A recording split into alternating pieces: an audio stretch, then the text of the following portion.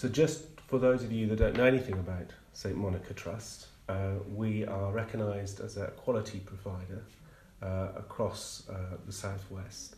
We have 5 retirement villages and we have a very strong reputation in terms of the delivery of retirement living and care homes for older people within the area. However, 18 months ago we started to see some storm clouds gathering, and these sort of included applications for housing within our villages started to decrease. We still have sizable waiting lists, but we started to notice there was a decreasing interest in terms of what we were offering. We also noticed that there started to be an increase in complaints about the environments that we were providing, but also about some of the services we were providing into the villages. Now, I'm sure a lot of you in the room, those of you who have provided retirement villages for a considerable period of time, will notice that one of the key aspects of retirement villages is that older people age in place, and what tends to happen is then a reduction in vibrancy within the village. And certainly that's what we were picking up from our existing residents, was that they're feeling that actually the village was changing, it was becoming less vibrant. Equally, residents started to demand more control of their environments and the services, and wanted the structures to be able to support that. Why this was particularly important for us was that we'd just purchased our new development in Keynsham, which is the old Cadbury's chocolate factory, where we're developing for the first time retirement living within an old industrial block. And it's a big investment, it's a £60 million project, and it was really important that we got that right. So the first stage for us was actually looking at what's happening in the market. Now, luckily for us, JLL, who are speaking later in the conference, had produced a report on the retirement living sector, which has some key stats. So I'm going to share some of those key stats with you. Obviously, I apologise to JLL if I'm stealing their thunder in terms of their presentation, but hopefully I'm not stealing it too much. So we know, as everyone in the room knows, that the number of over 65s is going to increase to probably about 12.8 million by 2020. So there's more older people, and we know that those older people themselves are living longer. Now, in terms of the over 65s, we know that at least 45% of them are unable to manage at least one domestic task. And 49% of them have a life-limiting terminal illness or are disabled. And a further 33% are unable to perform one care task. So we know there is a demand for care and housing within the sector, within this age group. We also know that they're relatively affluent. So from the 1970s, house prices have increased by 4,300% since 1970. So then we know they have disposable income available to them. And if we look at that affluence spread, it's broadly based around 25% who we would categorise as high affluent, 25% that would be medium affluence, and 50% who we would suggest would be low in terms of affluence.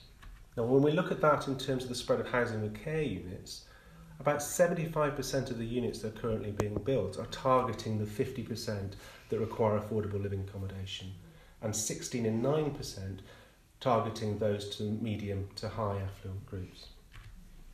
So we look at the accommodation split. In reality, what that means is that for every 1 unit of housing that's built for those people that are the most affluent, you've got 491 people chasing that. And then when we look at the medium affluence, we have 535 chasing every single unit that's being designed for them. And then one affordable home being chased by 55 people. So we know that the supply isn't keeping pace with the demand across those 3 affluent grades. We're simply not building enough houses. Now, when we look at our market compared to the markets that exist in the world, our market has just started a journey in terms of retirement living. So when we look at America, 5% of over 65s live within retirement housing with care. 5% in Australia also live within that area, but when you look at the UK market, it's only 0.5%. So we know there's potentially a huge amount of growth that we can achieve within this sector as it matures. But there are some product issues. So 33% of over 55s will consider downsizing, but out of those 33%, 7% actually downsize. So there's some disconnect between the product that we're offering and the ability for older people to downsize. But given this, given the level of demand that we have and the lack of supply, even with some product changes, people should have been knocking down our doors, but they weren't.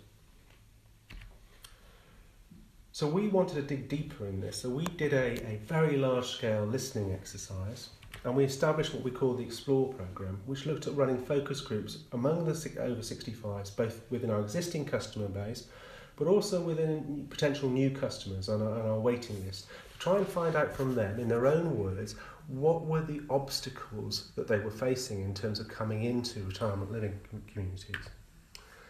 And what we found, interestingly enough, was that we were approaching a generational tipping point. Now, you might ask yourself why that is important. Well, let's look at the 50s generation. The 50s generation lived their lives very much like their parents. They dressed the same as their parents. They'd been through the war. The housing stock was very limited. Majority of people were moving into council houses, for which they were extremely grateful.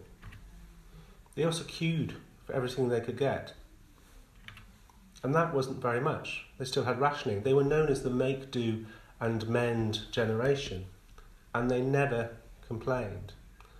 What we're experiencing is the 50s generation is now moved through retirement living, and what we're moving into now is the 60s generation. So the 60s generation, for the first time ever, music was targeted at teenage children. They were interested in fashion, interested in stretching the boundaries about what people could look like in terms of design. They had choice. Consumerism was born in the 60s. Choice exploded. They were also used to protesting for what they wanted. We've got examples like Vietnam, gay liberation, challenging the way the establishment viewed things. They also had a very different perspective on the world. For the first time, they had pictures from space which showed that the Earth was simply one blue dot, and they lived within that dot. So their world perspective was very, very different. So what are they like now, this 60s generation? Well, the key thing about them is that they're all very different. Old is the new black. They are not one homogenous group that don't complain. They are different in terms of their appearance, but also in terms of what they want to see within their retirement. They're active. I'm not suggesting that everyone's out on a surfboard, but they're engaged. They're engaged in local politics. They're engaged in their local communities. They're doing walking groups. They're doing surfing, and some are even parachuting. They're very active compared to the 50s generation. And they're affluent. They've got money and they want to spend it. But they want to spend it in a way they know what they want. And they want products that are designed specifically for them. So how do we respond to them? Well, what we don't do is simply repeat a good formula. Just because a service has worked somewhere in the country, the tendency is then to repeat that in other areas. Again. And what the 60s generation is saying very clearly to us is they're not interested in the uniform repetition of services. They want something unique that fits within their local communities. They also say that, okay, a golf course might be attractive, but then you build a bigger golf course and a bigger golf course and an even bigger golf course. There's only a limited amount of people within a community that would be interested in a golf course. So why build communities where every single one has a golf course? They want us to celebrate the differences. They want us to celebrate the differences geographically and also in terms of what their ambitions are and their interests are. And they want to see that reflected in the environments in which they live. They want us to open the gates.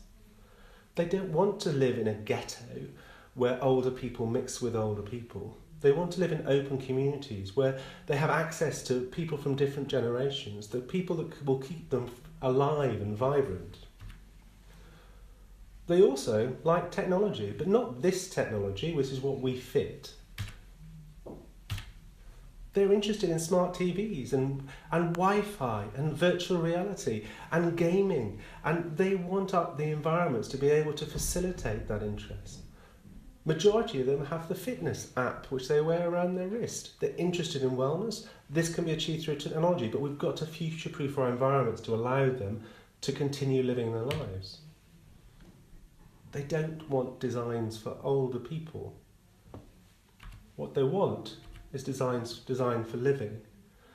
There is no reason why an apartment needs to have a red cord, a warden call alarm system, pointing to a 65-year-old that may not require it. They also are very keen on their families, and they want environments that will attract their families in. One of our core findings was, yes, a pool was seen as a must, but a pool was seen as a must not because the older person necessarily wanted to swim in the pool, but because the grandchildren could visit them and be engaged and swim in the pool. It was a reason for their grandchildren to be excited to come and see them. They also wanted people to make them feel special. Customer service was really, really important.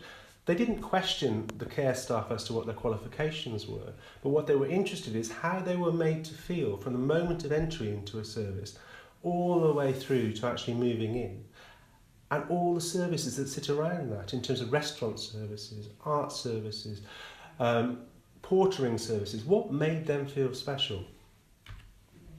So what's the result of this? The result for us is the Chocolate Quarter, which we're opening in Keynsham. The Chocolate Quarter is an open gated community. All the communal facilities have been designed not just around the people that live within the community or will be living in the community, but also around the people from Keynsham and wider areas who've helped us design those facilities so that it's purely open immediately that it's open.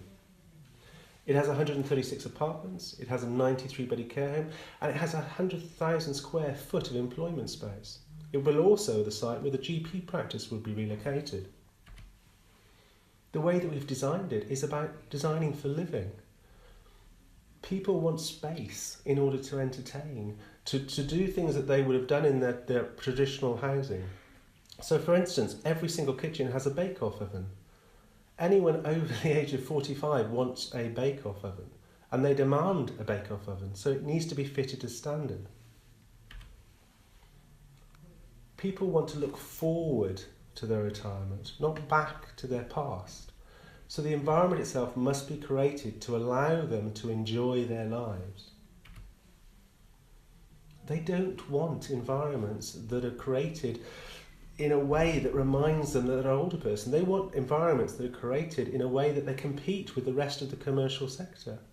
What is sexy about a communal lounge? Nothing is sexy about a communal lounge. People don't choose to live in an area because they have a communal lounge. They choose to live in an area because the services provided in that meet their expectations. So what's the result of this learning for us? Well, within 2 months we've sold 33% of apartments now sold off plan. In fact, that's nearer 40% now.